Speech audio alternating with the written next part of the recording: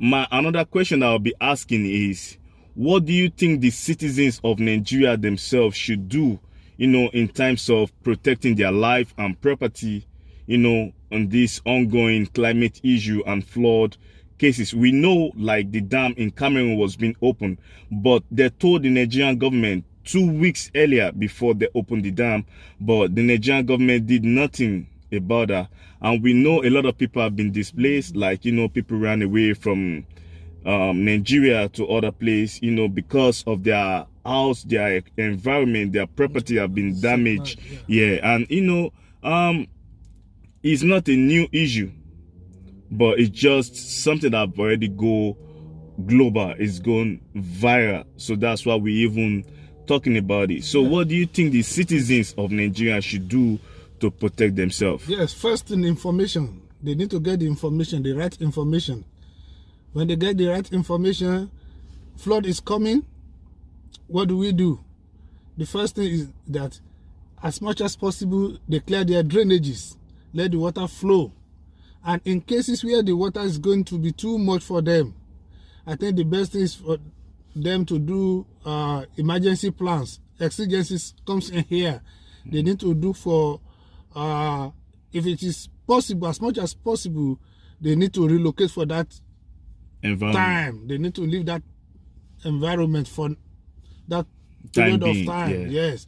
Like the people that died, like 40 people you said died at that time. In Benue. Yeah. If they had left that environment for that purpose, they wouldn't have died. At least they would have had another opportunity to live. But don't you think, I'm sorry, but don't you think the Nigerian government should be the one to provide, relocation plans for them? Yes.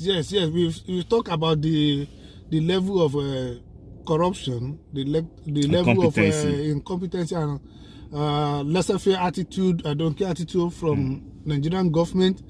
So it is not left for the citizen to protect themselves. None of the government official family is involved now. So as a citizen, your life comes first. See what you can do to protect yourself first. So if you want to take up any issue with the government, stay alive first. Stay alive first. And now that it has happened, as of now, I've not seen anything tangible that the government has put in place, either to relocate the people or to give them as relief. Yeah, we saw in regard to what you said now, we saw the new, like the obedient leader, the frontier of the obedient groups, Peter Obi went to these places in Benue, and he went to some place in Kogi State, where they've been affected by this flood, and most of the farmers over there, he gave some people 5 million naira in Benue State, and he tried to talk about how they're going to help the other people in the other part of Africa too, in terms of the landscape, and in putting everything together for the people. So we got one, Peter Obi.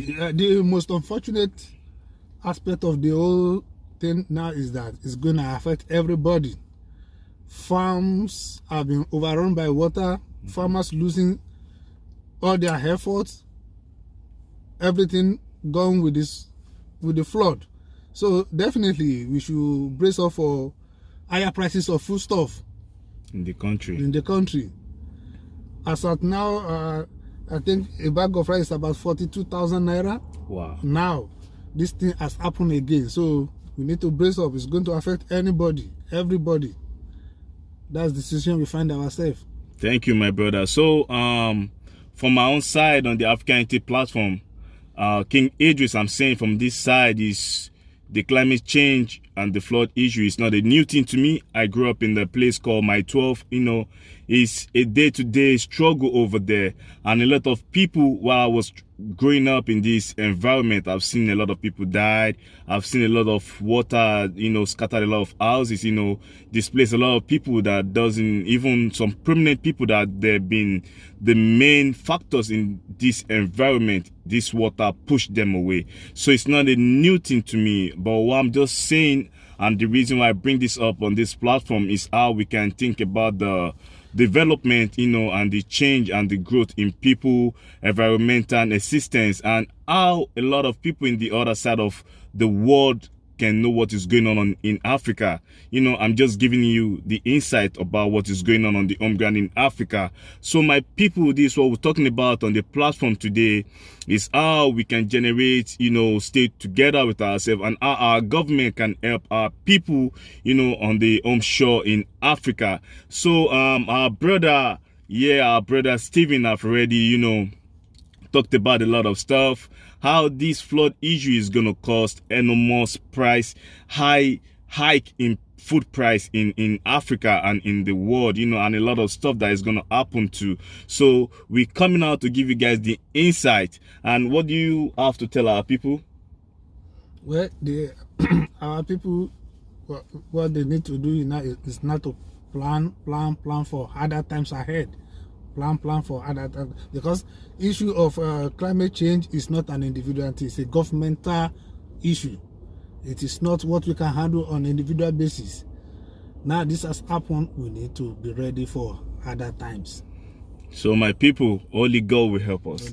Only God will help us. It's unfortunate.